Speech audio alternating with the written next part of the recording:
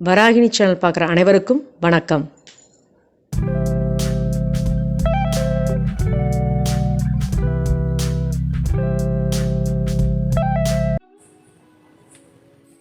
இன்றைக்கி நம்ம பார்க்க போகிற வீடியோ என்ன அப்படின்னு பார்த்தீங்கன்னா, பூண்டு தொக்கு. இது வந்து ரொம்ப ஈஸியாகவும் ரொம்ப சூப்பரான டேஸ்ட்டாகவும் நம்ம செய்யலாம். இது என்னென்ன பொருட்கள் தேவை அப்படிங்கிறத பார்க்கலாம். பூண்டு 1 கப் எடுத்திருக்கேன். அதே அளவுக்கு நீங்கள் எந்த அளவுக்கு பூண்டு எடுக்கிறீங்களோ அதே அளவுக்கு வந்து வரமிளகா எடுத்துக்கணும். அதுக்கப்புறம் பார்த்தீங்கன்னா கொப்பரை தேங்காய், நார்மல் தேங்காய் கிடையாது, கொப்பரை தேங்காய். அதில் வந்து இந்த பூண்டை விட 3/4 வாசி எடுத்துக்கிட்டால் போதும். இல்லை அப்படின்னா ஆஃப் இருந்தால் கூட போதுமானது.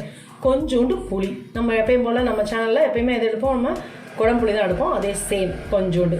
தேவையான உப்பு, அவ்வளோதான். வாங்க வீடியோக்குள்ளே போகலாம். இது வந்துட்டு எப்படி அரைக்கிறது அப்படின்னு ஃபஸ்ட்டு பார்த்துக்கலாம். வரமிளகா இருக்கு இல்லைங்களா, அதனால் வந்து உடையிற பக்குவத்தில் இருக்கணும். நல்லா வெயிலில் வச்சு எடுத்துக்கோங்க. இதை வந்துட்டு இதில் ஆட் பண்ணிக்கலாம். அதுக்கப்புறம் பார்த்திங்கன்னா புளியை குட்டி குட்டியாக நம்ம கட் பண்ணிக்கலாம். பிச்சா கூட போதும், அவ்வளோதான். பாருங்கள் இந்த மாதிரி. அதுக்கப்புறம் உப்பு, இது 3 தான் வச்சு நம்ம அரைக்க போகிறோம். ஃபஸ்ட்டு கொஞ்சமாக ஆட் பண்ணிக்கலாம்.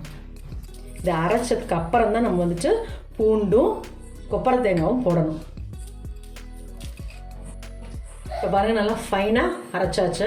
இந்த மாதிரி ஃபைனாக அரைச்சதுக்கு அப்புறம் தான் நீங்கள் வந்துட்டு என்ன பண்ணணும் அப்படின்னா, கொப்பரை தேங்காயும் பூண்டும் சேர்த்து போடணும். ஏன்னு கேட்டிங்க அப்படின்னா, அதுக்கு முன்னாடியே போட்டால் அந்த பூண்டோட வளவப்பு தன்மை வந்து மிளகாவெல்லாம் அரைக்க விடாது, ரொம்ப திரியாக இருக்கும், நம்ம சாப்பிடவும் முடியாது, கஷ்டமாக இருக்கும்.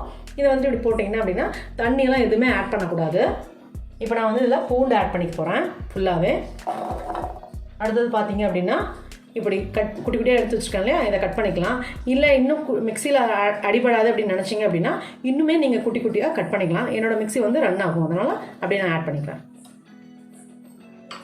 இதை நல்லா கொஞ்சமாக விட்டு அடிக்க வேண்டியது தான். அரைச்சி வந்து காமிக்கிறேன். பாருங்கள், அரைச்சாச்சு. இதை வந்து தண்ணியோ வேறு எதுவுமே விடக்கூடாது. இது பாருங்கள், நல்லா கொரகரப்பாக அரைச்சிக்கணும். இப்போ நைஸெல்லாம் அரைக்க முடியாது, இது இவ்வளோ தான் இருக்கும். இதை என்ன பண்ணணும்னா அப்படியே நம்ம எடுத்து வச்சு ஸ்டோரேஜ் பண்ண முடியாது.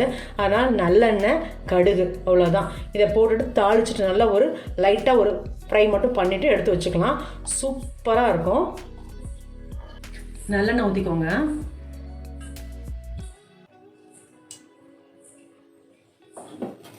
நல்லா ஊற்றி இதில் கொஞ்சம் கடுகு மட்டும் ஆட் பண்ணிக்கலாம். கடுகு பாருங்கள், கொஞ்சமாக எடுத்துக்கிட்டேன், ஆட் பண்ணிக்கோங்க, அவ்வளோதான். இது வந்து ஆந்திரா ஸ்பெஷல். இது பரசரம் அப்படியே ஆட் பண்ணிக்க வேண்டியதான் ஃபுல்லாக.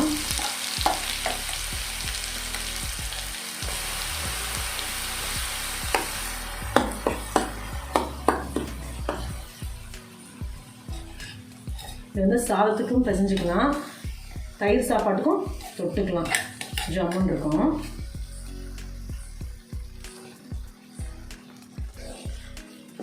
நல்லா ஒரு 5 நிமிஷம் வதங்கினா போதும், நம்ம ஸ்டோரேஜ் பண்ணி வச்சுக்கலாம்.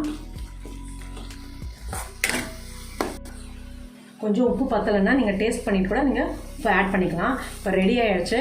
நான் இன்றைக்கி வந்து சாதம் வச்சுருக்கேன் எங்கள் வீட்டில், அதனால் சாதத்தை ஆட் பண்ணிட்டு உங்களுக்கு காமிக்கிறேன். பூண்டு தொக்கு சூப்பராக ரெடி ஆகிடுச்சு. எங்கள் வீட்டில் இன்றைக்கி சாதம் வச்சதுனால நான் சாதத்தில் பசைஞ்சு வச்சுருக்கேன். செம்ம டேஸ்ட்டாக இருக்குது. காரம் சூப்பர், காரம் சாரமாக ஜம்முன்னு நல்லா சூப்பராக டேஸ்ட்டாக சாப்பிட்லாம். நீங்களும் இந்த மாதிரி டிஃப்ரெண்ட்டான டிஷ்ஷஸ்லாம் பார்க்கணுன்னு நினச்சிங்கன்னா என்னோடய வீடியோவை சப்ஸ்கிரைப் பண்ணுங்கள், மறக்காமல் பெல் ஐக்கானை கிளிக் பண்ணுங்கள். Good food good life. Thank you. என்னோடய வீடியோ டெய்லி 2 நாளுக்கு வரும், மறக்காமல் பாருங்கள். இந்த வராகினி சேனலை பார்க்குற நீங்கள் ஷேர் பண்ணுங்கள், லைக் பண்ணுங்கள், சப்ஸ்கிரைப் பண்ணுங்கள், மறக்காமல் பெல் ஐக்கானை கிளிக் பண்ணிவிடுங்க. இந்த ப்ரோக்ராமை இன்ஸ்டாகிராம்லேயும் டெலகிராம்லேயும் ஃபாலோ பண்ணுங்கள். தேங்க்யூ.